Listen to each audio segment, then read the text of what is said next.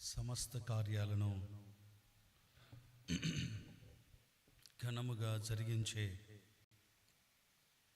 ఆ కార్య సిద్ధి కలిగించే మహోన్నతుడైన దేవుడు ఎంతైనా స్తోత్రార్హుడు.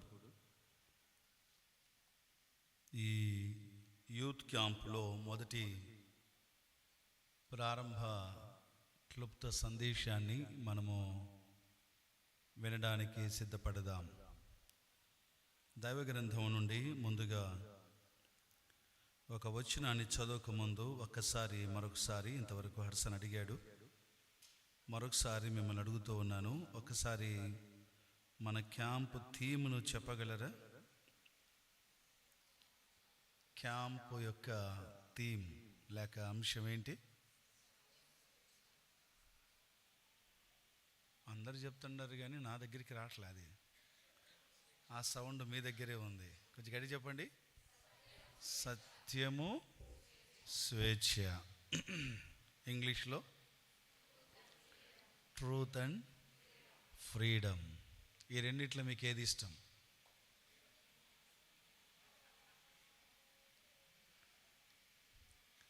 ఈ రెండిట్లో ఏది ఇష్టం అంటే నవ్వుతారు. ఏదో ఈడున్నామని కొంచెం సీరియస్గా మాట్లాడకుండా మామూలుగా చెప్పారు. ఫ్రీడమ్ కదా. రెండిట్లో మీకు చాలా ఇష్టమైంది ఫ్రీడమ్. అందుకే మన బతుకులు ఇట్లున్నాయి. ఏది కోరుకోవాలో అది సమాన పాలలో కోరుకోగలిగితే మన జీవితాలు ఇంకా ధన్యంగా ఉంటాయేమో. ఓకే, మంచిది. ఈరోజు ఒక వచనాన్ని, ఈ థీమ్ తీసుకున్న భాగాన్ని మాత్రం చదువుకుందాం. ఓకే, యోహాను సువార్త 8వ అధ్యాయము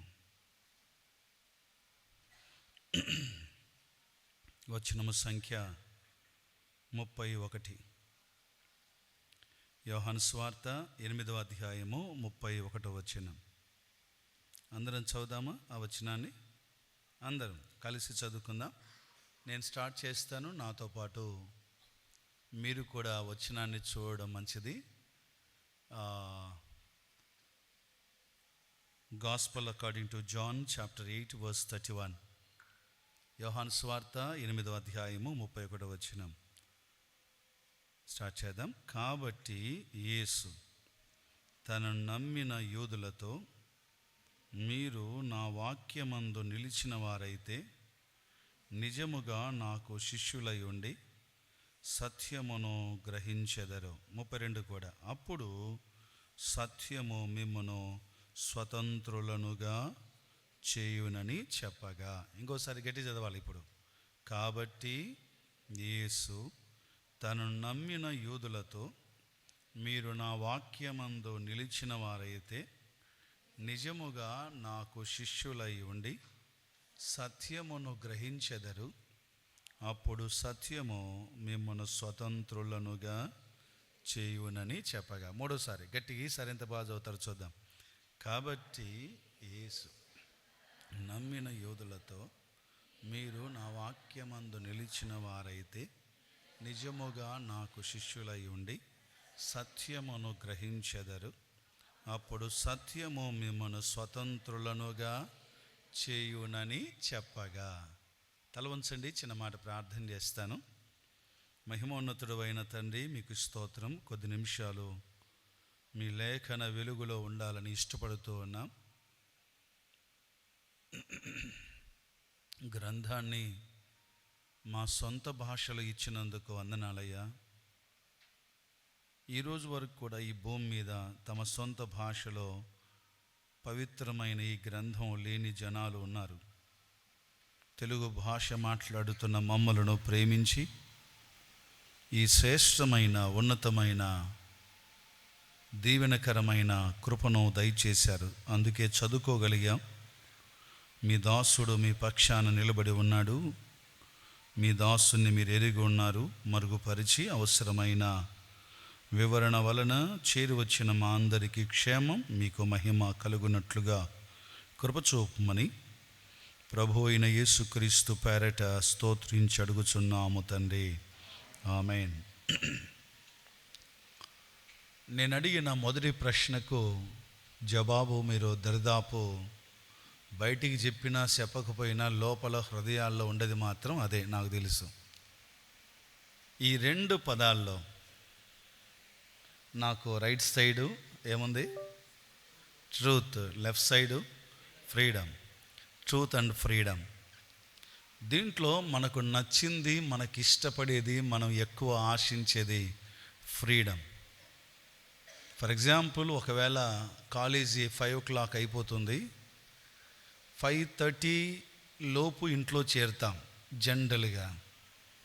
ఒకవేళ 5:40, 5:50 అవుతుందనుకోండి, ఇంటికి వచ్చేసరికి పేరెంట్స్ ఏమంటారు? ఏంట్రా లేట్ అయింది, ఏ అమ్మాయి పాప లేట్ అయింది అని అడిగితే, ఒక్కసారి అడిగితే మనకు పెద్ద ఇష్యూ ఏం కాదు, అవును లేట్ అయిందిలే అంటాం అనేసి సాఫీగా నెమ్మదిగా ఉంటాం. ఒకవేళ అదే పనిగా పట్టుపట్టి ఎందుకు లేట్ అయింది, బస్సు ఎన్ని గంటలకు వచ్చింది, ఎందుకు ఇంత లేట్ చేసినావు, క్లాస్ ఎంత, ఇది నానాక క్వశ్చన్లు వేసినారనుకో, ఇష్టం ఉండదు. ఫ్రీగా ఉండాలి. ఫ్రీడమ్ అవసరం. ఓకే, ముందున్న దినాల్లో దాన్ని గూర్చి దేవుని సేవకుల ద్వారా చాలా స్పష్టంగా వినబోతూ ఉన్నాం. ఇప్పుడు మనం చదువుకున్న ఈ వచనాల్లో ఒకసారి మీరు బైబిల్ చూడండి. 31వ వచనంలో నేను టాపిక్లోకి వెళ్ళకముందు ఒక ఉపోద్ఘాతంగా 2 మాటలు మీకు గుర్తు చేస్తాను. నమ్మిన యూదులు, తర్వాత నిజముగా నాకు శిష్యులు. ఈ 2 విషయాలను ముందుగా అర్థం చేసుకు. ఎవరితో ప్రభు ఈ మాట మాట్లాడుతున్నాడు? నమ్మిన వారితోనా, నమ్మని వారితోనా? నమ్మిన వారితో. డైరెక్ట్గా ఉంది. ఇంకా మనకేం లోతు తోవాల్సిన అక్కర్లా. డైరెక్ట్గా మనకు కనబడుతుంది. తనను నమ్మిన యూదులతో ప్రభు మాట్లాడిన మాట. ఎవరితో చెప్పండి? తనను నమ్మిన యూదులతో. సెకండ్ క్వశ్చన్, వీరి దగ్గర నుండి ప్రభు ఏమి ఎక్స్పెక్ట్ చేస్తున్నాడు? ఉన్నారు ఇక్కడ? నమ్మిన యూదులతో చెప్తున్నాడు. ఏమని చెప్తున్నాడు? ఇది చెప్పాడు. నెక్స్ట్ మాట్లాడండి కూడా. ఈ వచనం చదివిన తర్వాత, లేక ఈ 2 వచనాలు చదివిన తర్వాత ప్రభు యొక్క ఎక్స్పెక్టేషన్ ఏంటి? ఏమి ఎదురు చూస్తున్నాడు? తనను నమ్మిన యూదులు ఎలాగుండాలన్నది దేవుని ఆశ.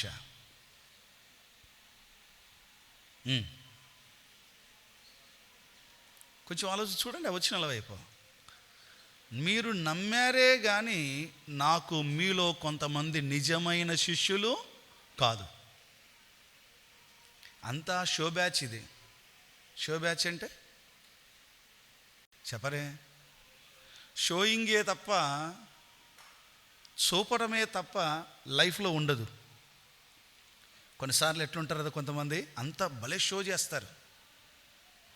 కొంతకాలం క్రితం నేను ఎక్కువ ఈ కోస్టల్ పోతుంటాను కదా, కోస్టల్ ఏరియాలో ఒక యవనస్తులు వచ్చి అంకుల్ వందనాలు అంకుల్ అని సగానికి సగం వంగి వందనాలు చెప్పా. నేను అనుకున్నాను, అబ్బాబ్బాబ్బా ఎంత మంచివాడు ఈ పిల్లోడు, ఎంత మంచి భక్తిపరుడు, ఇంత భక్త్యా నేను కనపడతానే, వందనాలు అంకుల్ సగానికి వంగి మనిషి వందనాలు చెప్పాడే అని నేను చాలా సంబరపడి ఉండబట్టలేక ఒక మాట సేవకుడు నా ప్రక్కలో ఉంటే, ఎంత మంచి విశ్వాసాన్నా నేను అన్నా. ఎవరు? ఆ యవనస్తును చూసి. అంటే సేవకుడు అంటాడు, నో అన్నా అది డ్రామా అన్నా అన్నాడు. ఏంటది? డ్రామా. ప్రభు యొక్క ఆశ ఏమిటంటే, తను నమ్మిన యూదులు తనకు నిజముగా శిష్యులుగా ఉండాలని, తనను వెంబడిస్తున్నవారు, తన మాటలు వింటున్నవారు నిజమైన శిష్యులుగా ఉండాలనేది దేవుని ఆశ. చర్చికి వచ్చే బ్యాచ్ ఉంది, పాటలు పాడే బ్యాచ్ ఉంది, కానుకలేసి చల్లగా జారుకొని వాక్యం వినకుండా పోయే బ్యాచ్లు ఉన్నాయి. రకరకాల వెరైటీ ఉన్నాయి చర్చిలో ఈ దినాల్లో, అంటే సంఘంలో ఈ దినాల్లో. కానీ గాడ్స్ ఎక్స్పెక్టేషన్ ఏంటంటే, you should be a true disciple. ఒక నిజమైన శిష్యుడిగా నీవు ఉండాలన్నదే దేవుని ఆశ. ఒక వ్యక్తి నిజమైన శిష్యుడిగా ఉండగలిగితే ఆ శిష్యరికంలో ఉన్న మాధుర్యం, ఆ శిష్యరికంలో ఉన్న ఆనందం, వినండి, ఆ శిష్యరికంలో ఉన్న ఆశీర్వాదం ఇంత అంత కాదు. నేను ఎవరి శిష్యుణ్ణి అంటే ఇట్లా చెప్పుకోగలగాలి. నా కోసం ప్రాణం పెట్టిన, నా కొరకు తన్ను తాను అప్పగించుకున్న ఆయన పాదాల దగ్గర జీవితకాలం అంతా నేర్చుకొని ఆయన శిష్యుణ్ణి, శిష్యురాలను ఆయన చెప్పుకుంటే ఇంకా మనకు ఎన్ని డిగ్రీలు ఉంటే ఏంటి, దానికంటే విలువైంది కాదంటారా? నేను ఆయన నిజమైన శిష్యుడిగా నేను సాగాలి, అది దేవుని ఆశ. అందుకే నేను మా స్థానిక సంఘంలో కూడా మాట చెప్పాను. మిమ్మల్ని ఎవరైనా ప్రశ్నించి ఎవరండి మీరు అన్నారనుకోండి, ఎవరండి మీరు అంటే ఇమ్మీడియట్గా మనకు వచ్చే క్వశ్చన్ ఏంటంటే, అంటే ఆ వైపు నుండి వచ్చిన ప్రశ్న ఏంటి అంటే, ఎవరండి మీరంటే మీరు క్రిస్టియన్సా, హిందూసా, ముస్లిమ్సా ఈ టైప్లో అడిగారు అనుకోండి, వాట్ ఈజ్ యువర్ ఆన్సర్? మీ జవాబు ఏమై ఉంటుంది? ఇమ్మీడియట్గా చెప్పే మాట ఏం చెప్పండి? క్రిస్టియన్స్ అండి అంటారు. అదే కదా మనం చెప్పేది. అదే అంటారు, ఏమన్నా వేరేది ఏమైనా చెప్తారా?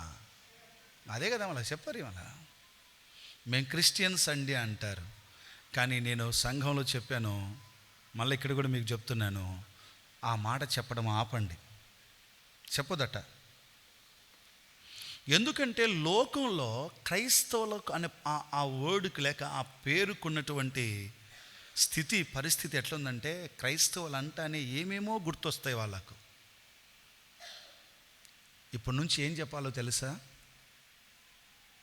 నేను ఎవరండి మీరంటే, నేను యేసు ప్రభు శిష్యురాలనండి, యేసు ప్రభు శిష్యుడినండి అని చెప్పడం మొదలుపెట్టండి. అసలు విన్నోడికి కూడా మతిపోతుంది, అర్థం కాక ఏం వెరైటీగా చెప్తున్నారే అని కొంచెం ఆలోచన చేయడానికి వీలవుతుంది. మేము క్రైస్తవం అండి అన్నాం అనుకో, చూసినాములే అనుకుంటారు వాళ్ళు.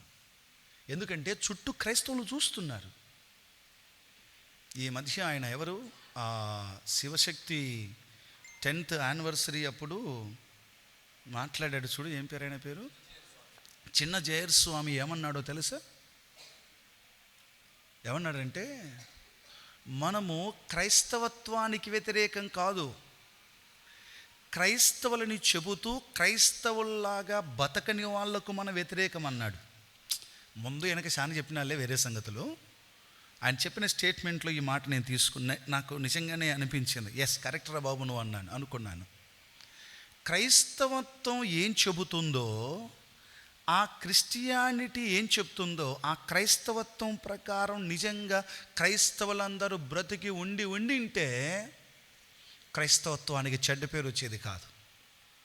ఏమవుతుంది? చేతిలో బైబిల్, జీవితంలో బైబిల్ లేదు. ఎవరు అంటారు చూడండి, ఈ క్రిస్మస్ దినాల పైన స్టారు కింద బారు అంటారు చూడండి. అంటే పైన స్టారే కానీ కింద మాత్రం ఏముంది? బారు ఉంది. అంటే బతుకు బాగలేదన్నమాట. సో ఇప్పుడు ప్రభు ఏమన్నాడు? మీరు క్రైస్తవులుగా పిలువబడండి. ప్రభు ఎక్కడ చెప్పలా? క్రిస్టియన్స్ అనే పేరు బయటోళ్ళు మనల్ని పిలిచిన పేరు. సో ఇప్పుడు ప్రభు ఆశ ఏం చెప్పండి, ఏమంటాడు ప్రభు వారు? మీరు నిజముగా నాకు శిష్యులుగా ఉండాలి. ఈ యొక్క థీమ్, ఈ సంవత్సరం ప్రభు మనకిచ్చిన థీమ్ యొక్క వెనక ఉన్న పర్పస్ ఒకటి పర్పస్ ఏంటంటే, ఇక్కడ నుండి వెళ్ళపోయే ప్రతి యవనస్తుడు కూడా ఒక ట్రూ డిసైపుల్గా, ఒక నిజమైన శిష్యుడిగా తీర్చబడి వెళ్ళిపోవాలి. ఇంతవరకు అల్లాటప్పగానో లేక పైననో అందిని చూడండి. ఎక్కడ తిమోతి పత్రికలో చూడండి, వారు పైకి భక్తి కలిగిన వారే కానీ దాని శక్తిని ఆశ్రయించని వారు అని ఉంది చూడండి. అలాంటి టైప్లో ఉన్నామేమో. అందుకొరకై వినండి, దేవునికి స్తోత్రం. మనము అనుసరించవలసినవి మనం జ్ఞాపకం చేసుకోవలసింది, సత్యాన్ని తెలుసుకోవాలి. అప్పుడు సత్యం ఏం చేస్తుంది? మనల్ని స్వతంత్రులుగా చేస్తుంది. 3 మాటలు గుర్తు చేస్తాను. సత్యాన్ని గ్రహించండి అన్నాడు. సత్యమును గ్రహించెదరు. 31 లాస్ట్ లైన్, 31వ వచనం, చాప్టర్ 8 31లో 8:31 లాస్ట్లో ఉన్నమాట తెలుగు బైబిల్లో. సత్యమును చెప్పండి అందరూ గ్రహించుట.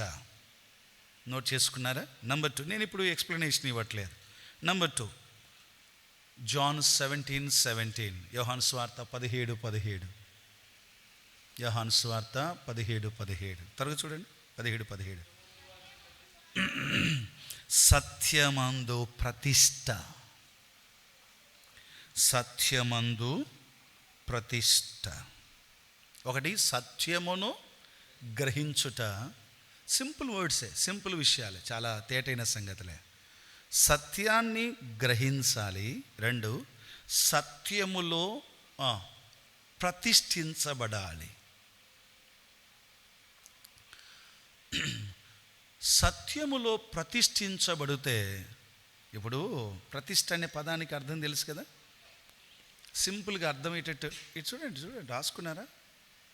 ఇంకా మీకు అంతా ఒకటే పని, చదివేటప్పుడు కింద చూడడం, చదివిన తర్వాత పైకి చూడడం, అంతే. అట్టయితే బలి ఉంటా చూడరు, ప్రతిదీ నేర్చుకుంటారు మీరు.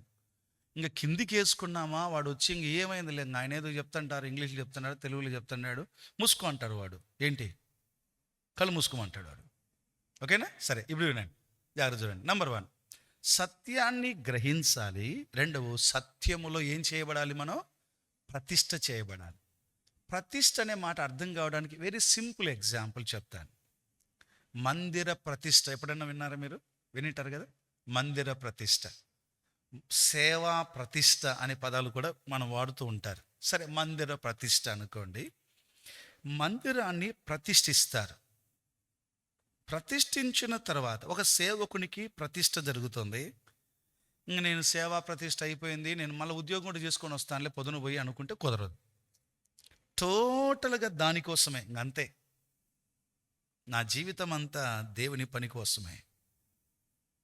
సరే, టాపిక్లోకి వద్దాం. 1, సత్యాన్ని చెప్పండి, మళ్ళీ చెప్పండి, గ్రహించాలి. 2, సత్యములో ప్రతిష్ఠించబడాలి. ఓకే. 3వ మాట, 2 జాన్, యోహాను 2వ పత్రిక 2వ అధ్యాయం, 2వ పత్రిక, యోహాను రాసిన 2వ పత్రిక 4వ అధ్యాయం.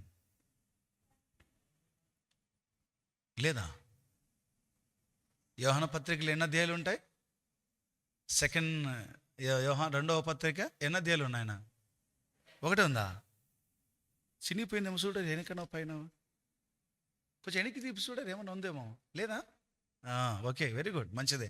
4వ వచనం చదువుదాం. 4వ వచనం, తండ్రి వలన మనము ఆజ్ఞను పొందిన ప్రకారము నీ పిల్లల్లో అందరూ, అందరా? మీ బైబిల్ అంత తేడా ఉన్నట్టుంది. అందరా చూడండి కొంచెం. కొందరేనా? అందరు కాదా? మళ్ళీ ఉంటుంది కథ, ఏం చేద్దాం మళ్ళీ. చదవండి ఇప్పుడు. తండ్రి వలన మనం ఆజ్ఞ పొందిన ప్రకారము నీ పిల్లల్లో కొందరు సత్యమును అనుసరించి నడుచుచుండుట కనుగొని బహుగా సంతోషించుచున్నాను. యోహాను అమ్మగారికి రాసిన ఉత్తరం. ఏమని సంతోషిస్తున్నా అంటే, ఒక పెద్దకు సంతోషం ఎప్పుడో తెలుసా? ఎందుకు సంతోషపడుతున్నాడు చెప్పండి, మీరు చెప్పండి, మీరు చూసి చెప్పండి. సత్యాన్ని ఏం చేస్తున్నాడు? కొందరు అనుసరిస్తుంది. ఇప్పుడు మనకు 3 దొరికాయా? నంబర్ 1, సత్యాన్ని ఏం చేయాలి చెప్పండి? గ్రహించాలి. 2, సత్యంలో ప్రతిష్ఠించబడాలి. 3, సత్యాన్ని అనుసరించాలి. పై 2 జరిగిన అనుసరణ లేకపోతే లాభం లేదు. అందుకే ఈ దినాల్లో from tomorrow onwards, first message it self, మొదటి సందేశం మొదలుకొని ఏ సందేశాన్ని పోగొట్టుకోవద్దు. మీ ఫ్రెండ్స్ కానీ ఇంకా రావాల్సిన వారికి చెప్పండి, మార్నింగ్ 9:30కి మొదటి సందేశం స్టార్ట్ అవుతుంది. రేపు మార్నింగ్ 9:30కి అంతా స్టార్ట్ అవుతుంది. అట్ ఎనీ కాస్ట్ రమ్మని చెప్పండి వాళ్ళను. మొదటి సందేశం మొదలుకొని ప్రతి సందేశం ఈ 2 పదాల మీదనే సాగిపోతుంది. ట్రూత్ అండ్ ఫ్రీడమ్, సత్యం, స్వతంత్రత. సత్యాన్ని గ్రహించాలి అంటే వింటే కదా గ్రహించేది. వినాల్సిన రీతిలో వినాలి, అప్పుడు గ్రహింపు ఉంటుంది. వినవలసిన రీతిలో వినాలి. సత్యాన్ని గ్రహిద్దాం. 2, సత్యములో చెప్పండి, అందరూ చెప్పండి, ప్రతిష్ఠ చేయబడదాం. 3, సత్యాన్ని అనుసరిద్దాం. యవన బిడ్డలారా, ఈ క్యాంపుకు చేరి వచ్చిన సహోదరి సహోదరులారా, ఈ లైఫ్ ఎప్పుడైతే మనకు ఉంటుందో అప్పుడు చెప్పండి, నిజముగా నాకు శిష్యులై ఉంటారు. ఇప్పుడు కొంతమంది కనపడితే మనం వాళ్ళను పరిచయం చేసేటప్పుడు మా బంధువు అని అంటాం కొంతమంది. ఇంకా కొంచెం దగ్గరగా ఉన్నారనుకోండి, వాళ్ళని పరిచయం చేసేటప్పుడు ఎట్లుంటా చెప్పారు, వెరైటీ స్పెషల్గా ఉంటుందా లేదా, వీళ్ళు అని ఇంకెక్కువ స్పెషాలిటీగా మనం పరిచయం చేస్తాం. ఇది చదువుతుంటే నాకు అనిపించింది, మళ్ళీ పిచ్చోని అనుకుంటారో అనుకోరో మీ ఇష్టం అనుకోండి. నాకు ఏమనిపించింది అంటే, పరలోకం పోయిన తర్వాత నిజంగా బాగా జాగ్రత్తగా బతికి నిజమైన ఆయన శిష్యులుగా ఉంటే దేవుడు కొంచెం స్పెషల్గా మనల్ని పరిచయం చేస్తాడేమో అనిపించింది నాకు, ఒక వెరైటీగా. ఎస్, ఇప్పుడు ఆయన మాట, ఇప్పుడు మన పిల్లలు కూడా బాగున్నారనుకోండి, ఎంత సంతోషంగా చెప్పుకుంటాం మిగతా వాళ్ళకు. మన పిల్లలు సరిగా లేరనుకో, ఎటు చెప్పేమంటాం, ఎంతమంది పిల్లలు అంటే, నాక 3 లేనా అంటాం, అంతే. అదే కొంచెం బాగా పిల్లలు బాగా చదువుకొని మంచి స్థితిలో ఉన్నారనుకోండి, అడగకపోయిన పేర్లు చెప్తాం. ఒక ఆయన ఉన్నాడు, ఇంకా ఉన్నాడు భూమి మీదనే, దేవునికి స్తోత్రం, సేవకుడే అనమాట. ఏం లేదు, నాకు బావ అవుతాడు ఆయన వరుసకు, వందనాలు బావ అంటే ఇంకా చూసుకోరి, ఏం అడగాల్సిన అక్కర్లే, వరుస పెట్టి పెద్దోడిది చిన్నోడిది అని పిల్లలిది అని వరుసగా అందరిని గురించి వాళ్ళు చెప్తాడనమాట. అంటే వాళ్ళు అంత పెద్ద స్థాయిలో ఉన్నారు, అందుకని సంతోషం. యవన బిడ్డలారా, ప్రభు నిన్ను గూర్చి హ్యాపీగా సంతోషించాలి అంటే, ఇప్పుడు అమ్మ నాన్న సంతోషించాల్సిందేలే, సంఘంలో ఉన్న పెద్దోళ్ళు సంతోషించాల్సిందేలే, కానీ అంతకంటే ముఖ్యంగా దేవుడు మనల్ని గూర్చి సంతోషించాలి అంటే ఆయనకు నిజమైన శిష్యులుగా ఉండాలి. అది మనలో సార్థకం కావాలి అంటే 3 మాటలు, సత్యాన్ని చెప్పండి గ్రహించాలి, 2 సత్యంలో ప్రతిష్ఠించబడాలి, 3 సత్యాన్ని అనుసరించాలి. కానీ ఈనాడు చాలామంది వ్యర్థమైన వాటిని అనుసరించి బుద్ధిహీనులు అవుతున్నారు. సత్యాన్ని అనుసరిస్తే భక్తిపరులు అవుతారు, వ్యర్థమైన దాన్ని అనుసరిస్తే బుద్ధిహీనులు అవుతారు. ఇది నా మాట అనుకున్నారా? తెరవండి సామెతల గ్రంథంలో ఏముందో చూడండి, 28:19.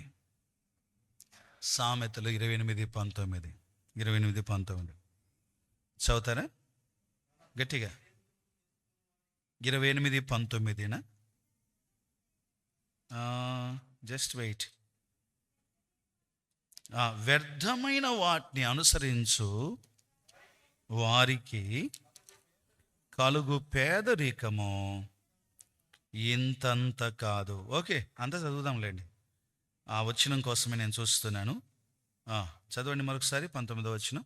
తన పొలమును సేద్యపరుచుకు చేసుకుని వానికి కడుపు నిండా అన్నము దొరుకును. నెక్స్ట్ మాట అంత చదవండి, సెకండ్ లైన్.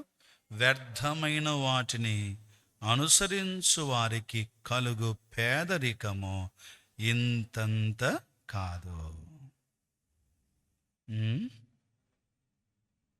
వ్యర్థమైన వాటిని అనుసరించువాడు వాని పేదరికము ఇంతంత కాదు. కాబట్టి వ్యర్థమైన వాటిని అనుసరించటం వలన ఎంత నష్టం ఉందో మరొక స్థలంలో ఉంది ఆ మాట. సరే, ఏదేమైనా మనం అనుసరిస్తున్నది దేన్ని అనుసరిస్తున్నాం? దేవుని పిల్లలుగా సత్యాన్ని అనుసరిద్దాం. ఆయన నిజమైన శిష్యులుగా లోకయాత్రలో సాగటం ఆశీర్వాదకరం. ఒక ఎగ్జాంపుల్ చెప్పి నేను ముగిస్తాను. యెహోషువ వృద్ధుడయ్యాడు. ఎవరు యెహోషువ? ఇశ్రాయేలీయుల నాయకుడు, దేవుడు నడిపించిన దేవుని కృపచేత ఇశ్రాయేలు నడిపించిన నాయకుడు యెహోషువ వృద్ధుడైన తర్వాత ఇక లాస్ట్ సెర్మన్, ఆఖరి వర్తమానం. ఎవరిదైనా ఆఖరి వర్తమానం అంటే ఇంకా కొంచెం ఇంట్రెస్ట్ పెడతాం కదా. ఎవరైనా చనిపోయినారనుకో, లాస్ట్లో ఏమన్నా మాట్లాడాడు అడుగుతాడు చూడండి. అట్లా యెహోషువ లాస్ట్లో చెప్పిన అద్భుతమైన ఒక మాట చదివేసి ముగిద్దాం. యెహోషువ గ్రంథం 23వ అధ్యాయం. 23వ అధ్యాయం. యెహోషువ గ్రంథం 23వ అధ్యాయం. అనుసరించే విషయంలో మనం తీసుకోవలసిన ఉన్నతమైన విధానాన్ని ఒక మాట చదివేద్దాం. 6వ వచనం. 23:6. కాబట్టి మోషే ధర్మశాస్త్ర గ్రంథంలో రాయబడినదంతయు గైకొని అనుసరించుటకు మనసు దృఢముగా చేసుకొని ఎడమకు గాని కొడికి గాని దాని నుండి తొలగిపోక. యాక్చువల్గా ఆ అధ్యాయం అంతా కూడా చదివించాలనిపించింది, కానీ చాలు, ఇంకా ఇంతటితో ముగిస్తాను. నేను విషయం ఏంటంటే, ఇదిగో నేను చచ్చిపోతున్నాను, నేను దగ్గరికి వచ్చింది నా జీవితం, నేను ఇంకెక్కువ దినాలు బతకను, నేను పోయిన తర్వాత కూడా మీరు దేవుని కోపానికి గురి కాకుండా దేవుని యొక్క ఆశీర్వాదాలు మీ మీద ఉండాలి అంటే ఇది ఇలా ఉండండి అంటూ ఏమన్నారో చూసారా?